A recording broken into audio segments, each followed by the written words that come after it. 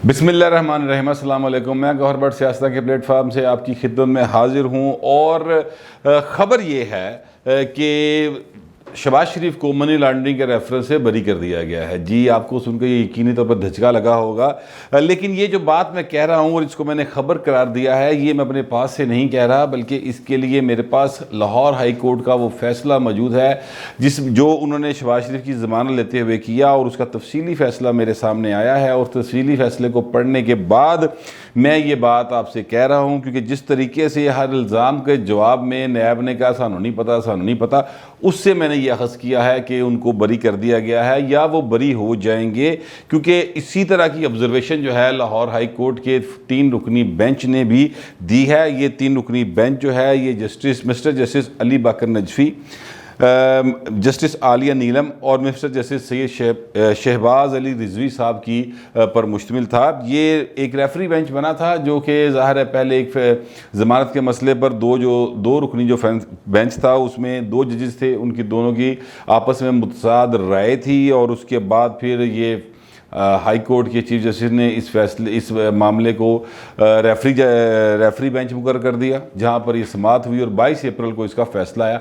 28 सफ़ात पर मुश्तमिल ये फ़ैसला है, और जो हाई कोर्ट ने अब ऑब्जर्वेशन दी है जिसकी बुनियाद पर बनाकर मैं ज़रा गल बढ़ा देती है और आपसे कहा है कि वो बरी कर दिए गए हैं, वो अब ये है कि जनाब उन्होंने मुशाहदा किया है, लाहौर हाई कोर्ट के बेंच ने अपना ऑब्जर्वेशन दी है कि साबिक़ वज़ीर आला पंजाब पर रिश्वत लेने या नाजायज़ पैसा वसूल करने का कोई इल्ज़ाम नहीं है। ये उनकी बाकायदा तौर पर अपनी ऑब्जर्वेशन है। 3 मोहतरम जजेस हैं जिनकी ये ऑब्जर्वेशन है, और ये ऑब्जर्वेशन वो दे रहे हैं जब वो शहबाज शरीफ की ज़मानत ले रहे हैं।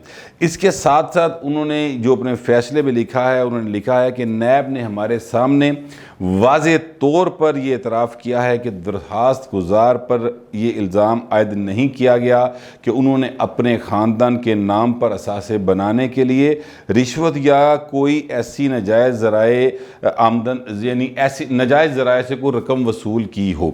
ये भी उन्होंने हाई कोर्ट के फ़ैसले में ये बात लिखी हुई है।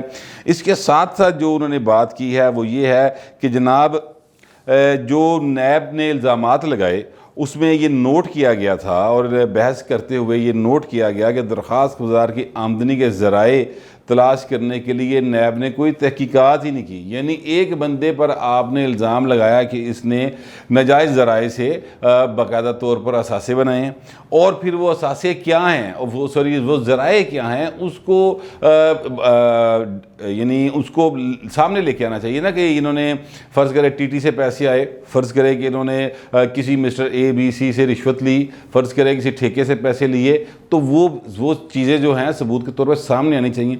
वो सामने तब आती जब इस हवाले से नैब तहकीकात करती। नैब ने तो इस हवाले से तहकीकात ही नहीं की, और तकरीबन 7 महीने शहबाज शरीफ जो हैं वो जेल की सलाहों के पीछे रहे।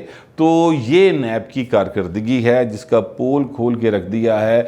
और जो आप देखिए, जो भी कोई नैब का केस किसी सतह के ऊपर भी जाता है, मसलन हाई कोर्ट में गया तो वहाँ पर जाके मुल्ज़म बरी हो जाते हैं, अगर वो सुप्रीम कोर्ट में गया तो वहाँ पे बरी हो जाते हैं, और फिर जब वो ज़मानतों के केस होते हैं तब लोगों की ज़मानतें हो जाती हैं। और इसी किस्म की ऑब्जर्वेशंस जो हैं वो आती हैं, बल्कि ख्वाजा साद रफ़ी के केस में तो बहुत सख्त किस्म की न सिर्फ ऑब्जर्वेशन थी सुप्रीम कोर्ट की, बल्कि ये कहना चाहिए कि उनको बाकायदा लताड़ा नैब को जो है सुप्रीम कोर्ट ने। ये है नैब की वो कारकर्दगी जिसकी बुनियाद पर इमरान खान साहब जो वज़ीर आज़म है पाकिस्तान के, और उनकी टीम के अफराद जो हैं वो अतरा रहे हैं, वो बड़ी बड़के लगा रहे हैं कि जनाब हमने नैब के ज़रिए लोगों को जो है गिरफ़्तार किया, 400 अरब रुपए उनसे निकलवाए हैं। ये आज ही एक प्रेस कॉन्फ्रेंस की है शहजाद अकबर साहब ने भी और फवाद चौधरी साहब ने भी, उसकी बात भी मैं आगे जाके आपको करता हूँ। उन्होंने ये कहा है कि जनाब हमने 400 अरब रुपए निकलवाए हैं और कौमी ख़जाने में जमा हुए हैं। अच्छा, अब ये जो मैंने आपको शुरू में बताया कि बरी कर दिया गया है और ये सारा मामला हुआ है, तो मैं इस पर आपको एक और चीज़ आपकी गोश गुजार कर दूँ कि शहजाद अकबर साहब ने आज ये फरमाया है कि वो शहबाज शरीफ की ज़मानत के फ़ैसले के ख़िलाफ़ अपील करने का सोच रही हैं। हुकूमत जो है वो सोच रही है कि उनकी ज़मानत जो है उसके ख़िलाफ़ वो अपील करें।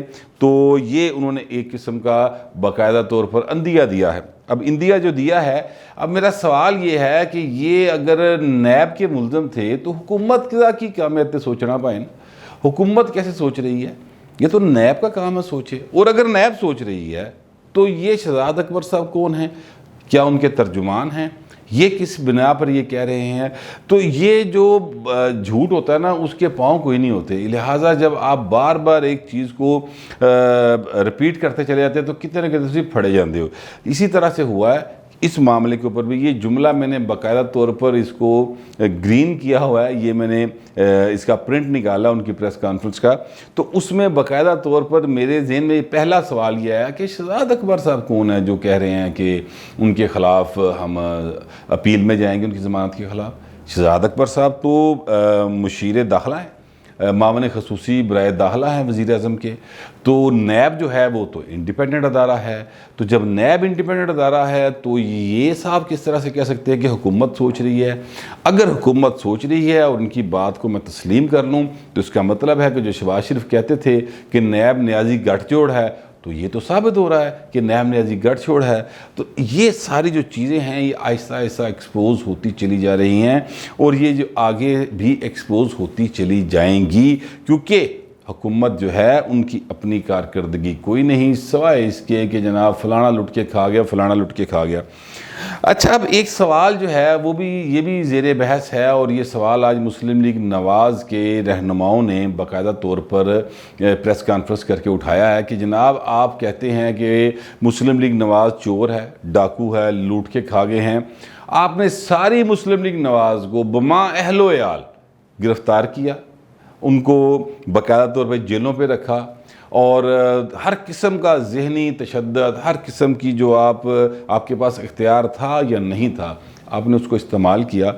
तो नतीजा क्या निकला? कितने पैसे आपने निकलवाए सियासतदानों से?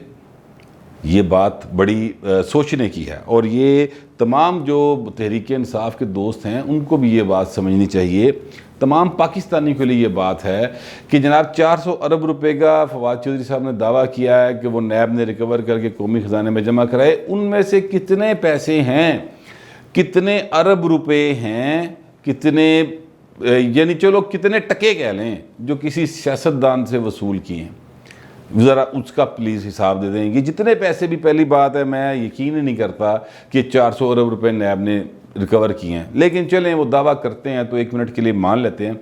लेकिन इनमें से कोई एक पैसा भी ऐसा नहीं है जो किसी सियासतदान से मौजूदा दौर के अंदर, जबकि ये जो है इमरान अहमद खान न्याजी साहब हमारे वज़ीर आज़म बने हैं तब से लेकर अब तक कोई एक रुपया, एक टका भी किसी सियासतदान से बरामद नहीं करवाया गया। बल्कि ये सारे वो पैसे होंगे, अगर हैं तो, पहले तो मुझे इसी पर थोड़ा सा डाउट है, लेकिन अगर वो पैसे हैं भी तो फिर वो पैसे जो है वो ताजरों से लिए होंगे, कुछ ब्यूरोक्रेट से लिए होंगे, कोई आम शहरी जो जहाँ पर क्या उसको कहते हैं कि ये जो जाली स्कीमें बनाते हैं ज़मीनों की और हाउसिंग सोसाइटीज़ बना के लोगों के लूटमार करते हैं, उनसे पैसे निकलवाए होंगे।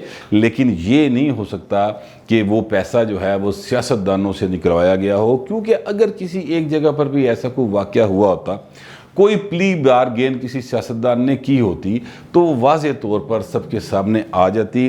ख़ास तौर पे वो पीपल्स पार्टी के हों या मुस्लिम लीग नवाज़ के हों या मौलाना फजल रहमान की पार्टी के हों, ANP के हों। तो ये जो हुकूमत है इन्होंने बहुत उसका ढंडोरा पीटना था कि देखें जी हमने निकलवा लिया, हम कहते थे ना ये चोर है, हम कहते थे चोर है, तो वो सामने आ जाता। ऐसा कुछ नहीं हुआ।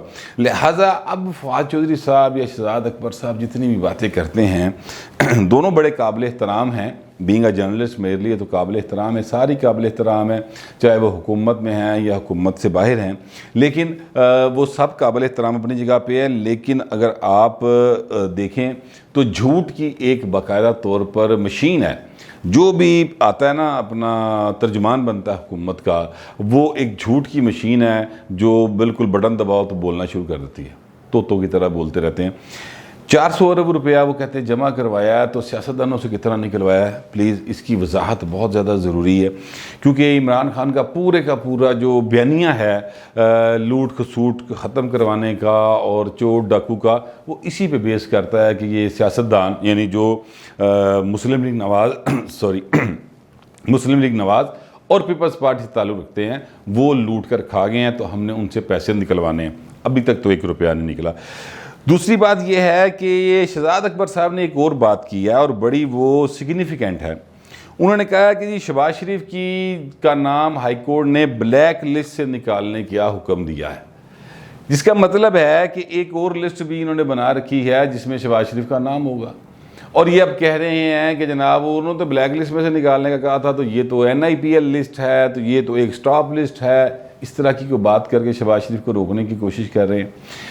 बात यह है कि अगर आप वो ऑर्डर पढ़ लें जो मैंने कल आपको सुनाया था, तो दोबारा आप वो ऑर्डर को एक नज़र देख लें, तो उसमें वाज़ेह तौर पर लिखा हुआ है कि अगर इनका किसी लिस्ट में नाम है तो भी, अगर नहीं है तो भी इनको पाकिस्तान से जाने की इजाज़त है, ये चाहें तो जा सकते हैं और 3 जुलाई को इन्होंने वापस आना है। ये बाकायदा तौर पर उसमें लिखा हुआ है। अब हुकूमत जो है वो मुसलसल क्या उसको कहते हैं कि परेशान है कि किस तरीके से हाई कोर्ट का ये फैसला आ गया। इस बात पे आप यानी वो इतने परेशान हैं कि अब हुकूमत ने घबरा कर बाकायदा हाई कोर्ट पर तनकीद करनी शुरू कर दिया। जैसे कि फवाद चौधरी साहब ने आज भी फरमाया कि ये बड़ी अजीब बात है कि एक दिन में वो केस अपील दायर करते हैं, तो अगले ही उसी रोज़ वो समाअत के लिए मुकर्रर हो जाती है, अगले दिन उसकी समाअत होती है और सेम डे उनको फैसला आ जाता है, तो बाकी कैदियों का कसूर है। तो ये सारी की सारी एक्चुअली वो लाहौर हाई कोर्ट की विजडम के ऊपर, वहाँ पर बैठे हुए जजों की इस बात पर कि वो कानून को सबसे ज़्यादा समझते हैं और उनकी जजी के ऊपर बेसिकली उनके जस्टिस के ऊपर सवालिया निशान उठा रहे हैं, उस पर तंज कर रहे हैं, उनको निशाना बना रहे हैं। एक्चुअली फवाद चौधरी साहब और इनके साथ बैठे जितने भी इस तरह की बात करने वाले लोग हैं, वो सारे के सारे पाकिस्तान की जुडिशरी के ऊपर ये सवाल उठा रहे हैं या उन पर तंज कर रहे हैं और उस फैसले पर मोतरिज़ हैं कि जनाब क्यों शहबाज शरीफ को इस तरह से बाहर जाने की इजाज़त दी जा रही है।